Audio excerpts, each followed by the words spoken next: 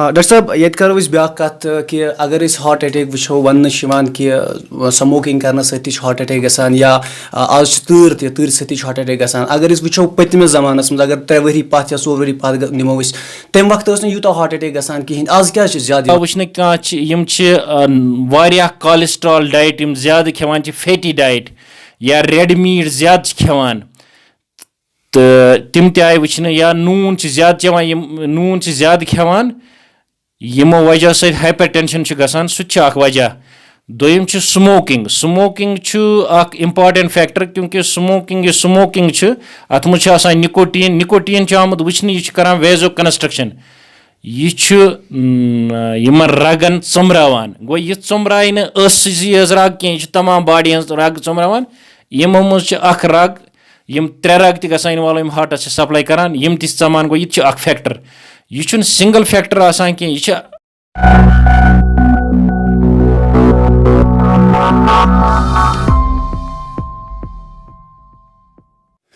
آداب ناظرین news insider 24/7 میں آپ کا خیر مقدم ہے. جیسے کہ آپ خود جانتے ہیں کس طرح سے وادی کشمیر میں ہارٹ اٹیک کا سلسلہ بڑھتا جا رہا ہے. اسی بارے میں ہم نے مناسب سمجھا آج ہم بات کریں گے ڈاکٹر صاحب سے. تو اس وقت ہمارے ساتھ موجود ہے کارڈیک سرجن ڈاکٹر مشتاق صاحب. ان سے بات کریں گے جانیں گے کس طرح سے جو وادی کشمیر میں جو ہارٹ اٹیک کا سلسلہ ہے کس طرح سے بڑھتا جا رہا ہے اور اس میں مریضوں کو کیا کیا کرنا چاہیے. سر پہلے ہم جاننا چاہیں گے آپ ہمارے ناظرین کو بتائیے ہارٹ کے بارے میں تھوڑا سا. یہ جو ہارٹ ہے جس کو ہم کشمیری میں کہتے ہیں کہ دل یہ ہر ایک انسان میں ہوتا ہے اور ہر ایک جانور جو بھی زندہ چیز ہے اس میں یہ ہارٹ ہوتا ہے. تو اللہ تعالیٰ نے جو ہارٹ بنایا ہے یہ پورے مسل کا بنا ہوا ہے گوشت کا بنا ہوا ہے اور اس میں 4 چیمبرز ہوتے ہیں. 2 رائٹ سائڈ 2 چیمبرز ہوتے ہیں کمرے اور لیفٹ سائڈ بائیں طرف 2 کمرے ہوتے ہیں. جو دائیں والے 2 کمرے ہوتے ہیں تو یہ سپلائی کرتے ہیں ہمارے پھیپھڑوں کو خون اور جو بائیں والے 2 کمرے ہوتے ہیں یہ پورے ہمارے جسم کو خون سپلائی کرتا ہے دماغ کو کڈنی کو بازوؤں کو جو بھی گردوں کو تو یہ سبوں کو خون سپلائی کرتا ہے. اور اللہ تعالیٰ نے کیا بنایا ہے جو یہ ہارٹ ہے اس میں 4 ویلو لگے ہیں جس کو ہم کشمیری میں کہتے ہیں وال. تو 4 ویلوز ہے اس میں 2 جو دائیں طرف ہے اس میں 2 ویلو لگے ہیں جو بائیں طرف ہے اس میں 2 ویلو لگے ہیں.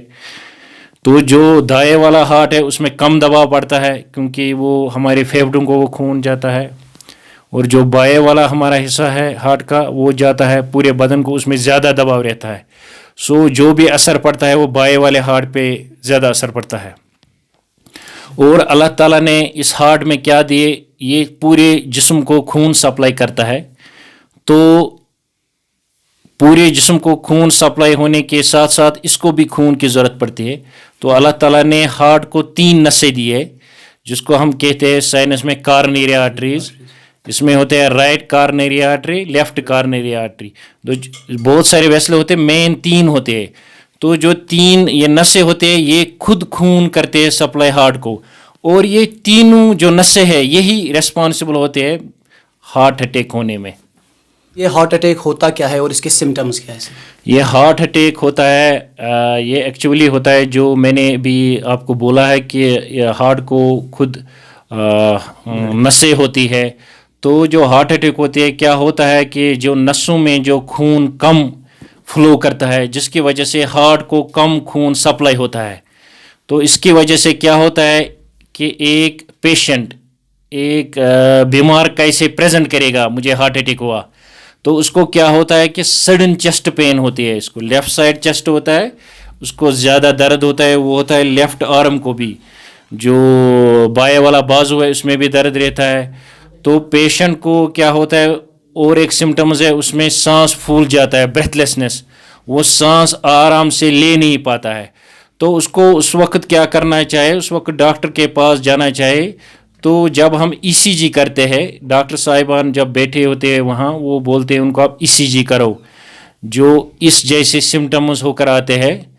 تو ECG میں کیا ہوتا ہے کہ ECG میں سڈن چینجز آتے ہیں جو ڈاکٹر صاحب کو یہ پتہ ہوتا ہے کیا ہے, اس میں ایس ٹی ایلیویشن ہوتا ہے, تو اس سے ہمیں پتہ چلتا ہے کہ ہارٹ اٹیک جو نسیں ہیں ان میں خون کم فلو کرتا ہے, تو اس سے ہمیں پتہ چلتا ہے یہ ہارٹ اٹیک ہو گیا ہے.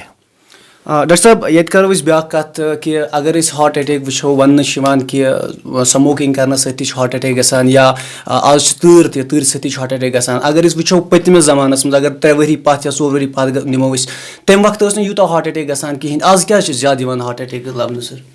ہارٹ اٹیک یِم روٗدۍ پتہٕ پٮ۪ٹھ گژھان یِم ہارٹ اٹیک, مگر یِم ٲسۍ گژھان مین یِم مرد ٲسۍ مردن منٛز ٲسۍ لبنہٕ یِوان 50+, زنانن منٛز اوس لبنہٕ یِوان 65+, مگر کینٛہہ ؤری گٔے کہِ یہِ آو لبنہٕ 20s منٛز 30s منٛز 40s منٛز لۄکٹٮ۪ن جوانن منٛز آو لبنہٕ. اَتھ چھِ واریاہ پہلوٗ کہِ یہِ ہارٹ اٹیک کیٛازِ چھُ گژھان.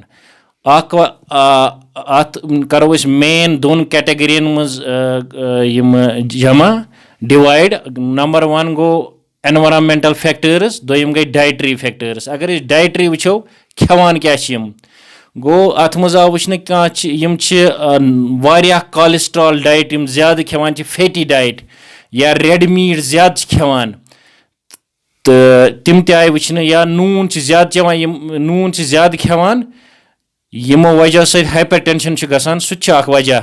دوٚیِم چھُ سموکِنگ. سموکِنگ چھُ اکھ اِمپاٹنٹ فیکٹر کیونکہ سموکِنگ چھُ اَتھ منٛز چھُ آسان نِکوٹیٖن چھُ آمُت وٕچھنہٕ یہِ چھُ کران ویزو کنسٹرکشن, یہِ چھُ یِمن رگن ژوٚمراوان. گوٚو یہِ ژوٚمرایہِ نہٕ ٲسٕچ یٲژ رگ کینٛہہ, یہِ چھُ تمام باڈی ہٕنٛز رگ ژوٚمراوان.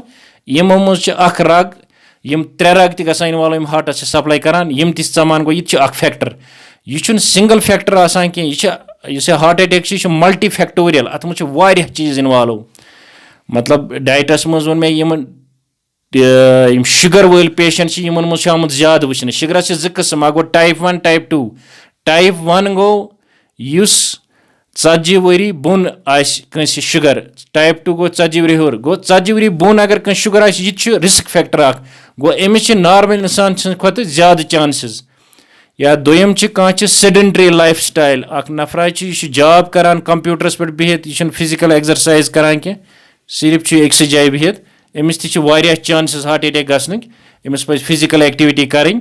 گوٚو یِم وٕچھو أسۍ اکھ ڈایٹری فیکٹر.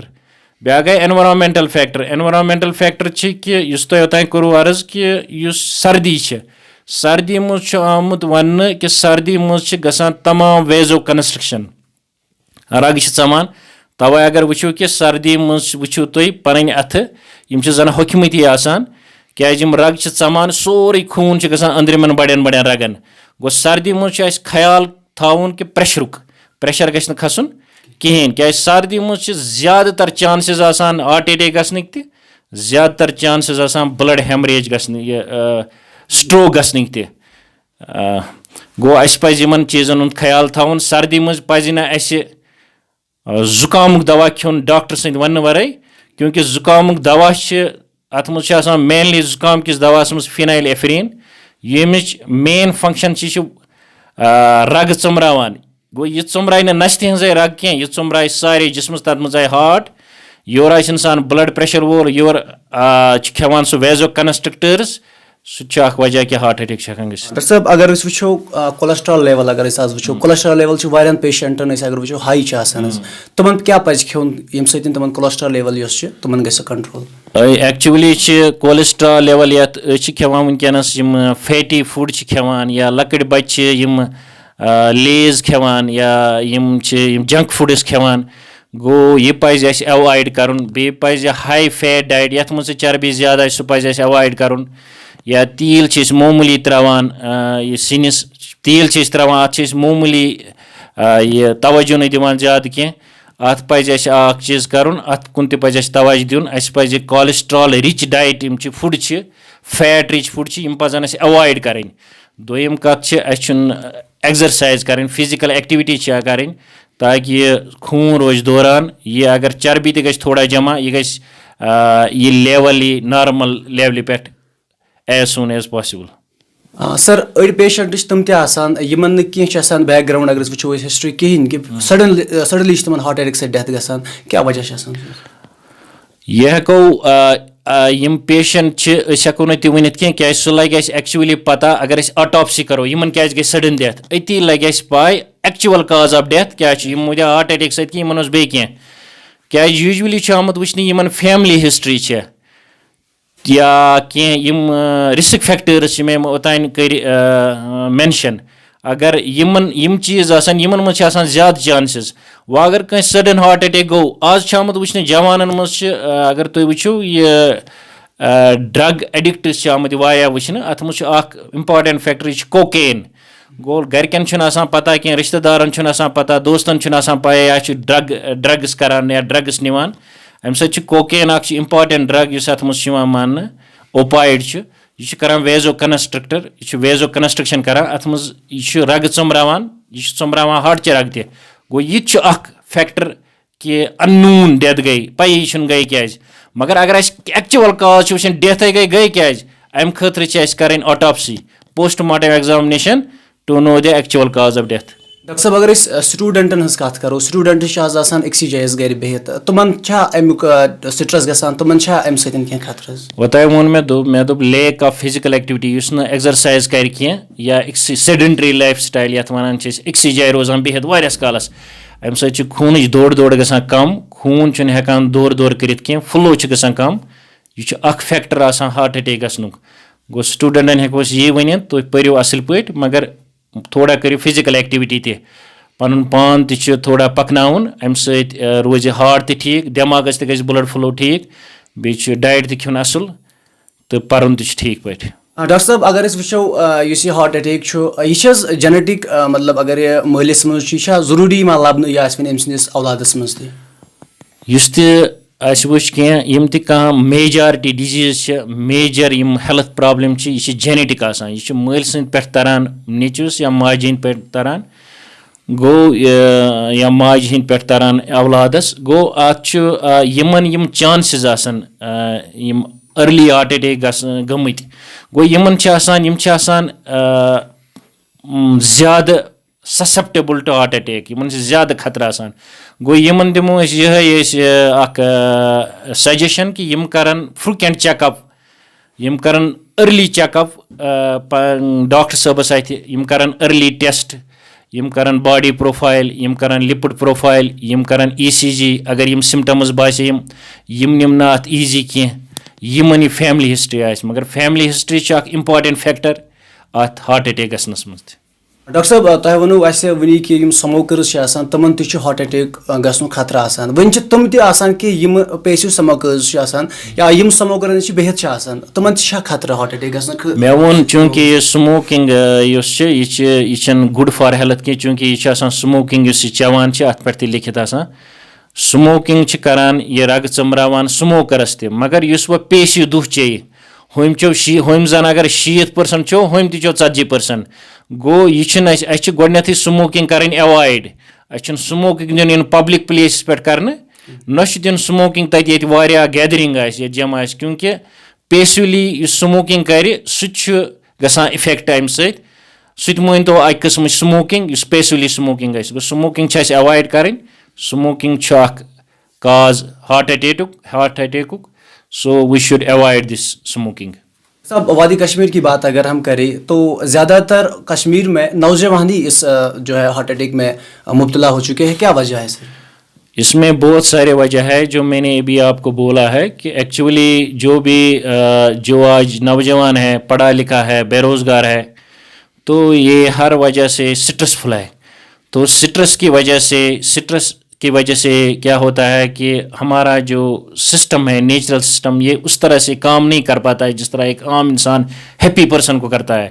سو یہ بھی ایک ہے سٹریس کی وجہ سے پھر سٹریس کے بہت سارے انڈائریکٹ وجہ بنتے ہیں مطلب سٹریس کی وجہ سے انسان کیا کرتا ہے ایک اسموکنگ کر پاتا ہے سٹریس کی وجہ سے انسان کیا کرتا ہے ڈرگس لیتا ہے جس کی وجہ سے انڈائریکٹلی ڈرگس وہی لے گا اسموکنگ وہی کرے گا جو سٹریس میں مبتلا ہوگا. سو سٹریس والے لوگ وہی ہے جو زیادہ تر نوجوان لوگ ہیں تو اسی لیے نوجوانوں میں زیادہ تر یہ پایا جاتا ہے ہارٹ اٹیک کیونکہ وہ یا تو ڈرگس لیتے یا اسموکنگ کرتے, اور their life is so stressful, they are forced to do that.